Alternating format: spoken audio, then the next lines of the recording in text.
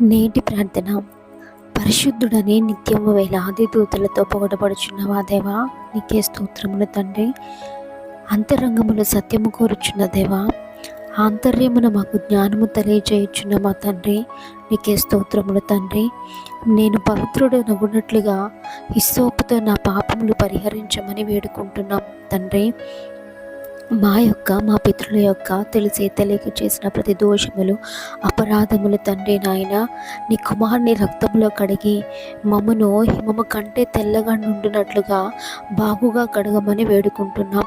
మా తండ్రి అయిన నువ్వు పరిశుద్ధుడవు కనుక నీ బిడ్డలమైన మేము పరిశుద్ధత కలిగి జీవించులాగున పరిశుద్ధత విషయంలో ఎక్కడ రాజీ పడకుండా నీ కృపలోనే మేము ముందుకు సాగే భాగ్యం మాకు దయచేయమని, పరిశుద్ధతలో మమ్మల్ని నిలవపెట్టమని, నీ రాకడకు సిద్ధపరచమని యేసు నామములో అడుగుచున్నాం మా పరమ తండ్రి.